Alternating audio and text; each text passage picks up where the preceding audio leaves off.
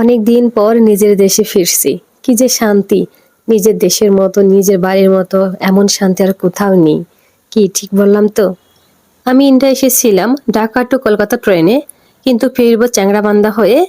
যেহেতু আমি লাস্টের দিনগুলো জলপাইগুড়ি ছিলাম, আর জলপাইগুড়ির কাছাকাছি বর্ডার হচ্ছে চ্যাংড়াবান্ধা। চ্যাংড়াবান্ধা এই আমার ফার্স্ট জার্নি। এর আগে আমি কখনো চ্যাংড়াবান্ধা বর্ডার দিয়ে যাইনি। তো এবার এই বর্ডার দিয়ে বাংলাদেশে ফেরার সময় আমার নতুন কিছু অভিজ্ঞতা হয়েছে, সেটা আজকের ভিডিওতে শেয়ার করব। আশা করছি আজকের ভিডিওটি সবার কাছে অনেক অনেক ভালো লাগবে। আর ভিডিওটি না টেনে অবশ্যই শেষ পর্যন্ত দেখবেন। এর আগে যখন বেনাপোল বর্ডার হয়ে দেশে ফিরছিলাম, তখন অনেক সকালবেলা বেনাপোলের উদ্দেশ্যে রওনা দিয়ে দিয়েছিলাম। 11টার মধ্যে বেনাপোল বর্ডার ক্রস করেছিলাম। 12:30টায় গাড়িতে উঠেছি। রাত 9:30টায় ঢাকা এসে পৌঁছে গিয়েছিলাম। একদিনেই পৌঁছে যাওয়া সম্ভব ঢাকাতে, কিন্তু চ্যাংড়াবান্ধাতে সেটা পসিবল না। কারণ চ্যাংড়াবান্ধা থেকে যে গাড়িগুলো ঢাকায় আসে, ওগুলো ছাড়েই 6টার পর। তাই আগে বর্ডার ক্রস করে কোনো লাভ নেই, অনেক টাইম গাড়ির জন্য ওয়েট করতে হয়। তাই আমরা একটু লেট করে চ্যাংড়াবান্ধার উদ্দেশ্যে রওনা দিয়েছিলাম। আমরা একটাই রওনা দিয়েছিলাম, কারণ জলপাইগুড়ি থেকে 1 ঘন্টার বেশি লাগে না চ্যাংড়াবান্ধা যেতে। বর্ডারে দিতে এসেছিল আমার কাকা শ্বশুর আর আমার কাকাতো ভাই। যেহেতু ফার্স্ট টাইম যাচ্ছিলাম। আর রহমান এন্টারপ্রাইজ, এটা হচ্ছে আমার কাকাতো ভাইয়ের পরিচিত একটা দোকান। এটা হচ্ছে একটা মানি এক্সচেঞ্জের দোকান। আমাদের কিছু টাকা চেঞ্জ করা দরকার ছিল, তাই আমরা ফার্স্ট এখান থেকে কিছু টাকা চেঞ্জ করে নিলাম। বেনাপোল বর্ডারের সাথে চ্যাংড়াবান্ধার কোনো মিল ছিল না। আমি কয়েকবার বেনাপোল হয়ে দেশে ফিরেছি। ইমিগ্রেশনের জন্য অনেক বড় লাইনে দাঁড়াতে হয়, কয়েক ঘন্টা লেগে যায়। কিন্তু এখানে আমাদের ইমিগ্রেশনে মাত্র 5 মিনিট টাইম লেগেছে। আমি তো অবাক, মাত্র 5 মিনিট লাগলো আমাদের ইমিগ্রেশনে। আমি আমার বর্মশাইকে বললাম, এত তাড়াতাড়ি আমাদের ইমিগ্রেশন হয়ে গেল। এরপর অবশ্য কয়েক জায়গায় চেকিং হয়েছে, ওইখানে একটু লাইনে দাঁড়াতে হয়েছিল। আমাদের চেকিংও কোনো প্রবলেম হয়নি, যেহেতু আমাদের কাছে অবৈধ কিছুই ছিল না। তারপরে ইন্ডিয়ান দাদারা খুব ভালো করে চেক করেছে, জিজ্ঞেস করেছে এই ব্যাগগুলোর মধ্যে কি। আমরা বলেছি মামা শ্বশুরের বাড়ি গিয়েছি, কাকা শ্বশুরের বাড়ি গিয়েছি, দাদার বাড়ি গিয়েছি, সবাই গিফট দিয়ে দিয়েছে।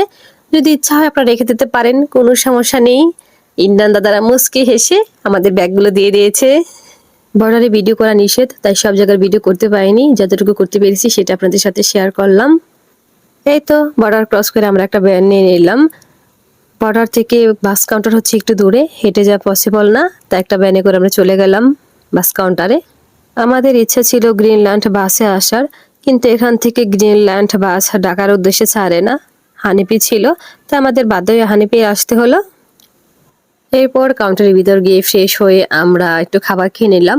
কাকা শ্বশুর বাড়ি থেকে আমাদের দুপুরের জন্য খাবার দিয়ে দিয়েছিল, সেটা দুপুরে খাওয়া হয়নি। যেহেতু আমরা 4:30 বর্ডার ক্রস করেছি, ভাবলাম যে একবারে কাউন্টারে গিয়ে খাবো, সেই ভিডিওটা করা হয়নি। আমার ননদ এত সুন্দর করে আমাদের জন্য রান্না করে দিয়েছিল, খাসির মাংস, রুটি। আর আমার দেবর, আমি মোমো পছন্দ করি, তাই আমার জন্য মোমো কিনে দিয়েছিল। মনে পড়েছে খাবারের সময় মোবাইল চার্জে দিয়েছিলাম, তাই আর ভিডিও করা হয়নি খাবারের। খাবার খেয়ে আমরা 30 মিনিটের মতো বসেছিলাম, কারণ ছাড়ার আগে বাস ছাড়বে না। প্রথমে বলেছিল 6:30টায়, পরে বললো যে না, 6টায় ছেড়ে দিবে। আর এই তো আমরা বাসে উঠে পড়েছি। বাসের সিটগুলো ভালোই ছিল, ভাড়াটাও কিন্তু খারাপ ছিল না, 1400 টাকা করে নিয়েছিল। যাক, বাসে উঠে আমি তো একদম ঘুমানোর জন্য প্রস্তুত, কারণ বাসে উঠে আমি একটু ঘুমানোর চেষ্টা করি। না ঘুমালে আমার খারাপ লাগে, মাথা ব্যথা শুরু হয়ে যায়। এই জন্য আমি বাসের জার্নিটা করতে চাই না। ট্রেন জার্নি একদমই বেস্ট, আমার কোনো প্রবলেম হয় না। আমি অনেক ঘুমানোর চেষ্টা করেছি বাসে, কিন্তু ঘুমাতে পারিনি, কারণ রংপুরের রাস্তা অনেক খারাপ। আর গাড়ি যেভাবে চালায়, শুধু ভাবছি জানটা নিয়ে ঢাকায় ফিরতে পারলেই হয়েছে। মাঝে একবার বিরতি দিয়েছিল, কোন জায়গায় সেটা বলতে পারি না। ওইখানে আমরা একটু খাওয়া দাওয়া করে নিলাম। আর লাস্টের দিকে আমি একটু ঘুমিয়ে পড়েছিলাম। চোখ খুলে দেখি যে আমরা ঢাকায় পৌঁছে গিয়েছি। আমরা সকালে 7:30টায় কল্যাণপুর এসে পৌঁছেছি। ওইখান থেকে রিক্সা নিয়ে অতঃপর আমার নিজের বাসায়। নিজের বাসার মতো শান্তি আর কোথাও নেই, এই জন্য কোথাও গেলে আমার মন একদমই টিকে না। আজকে এই ভিডিওটি এখানেই শেষ করব, কারণ কোথা থেকে আসার পর কাজের চাপ একটু বেশি থাকে।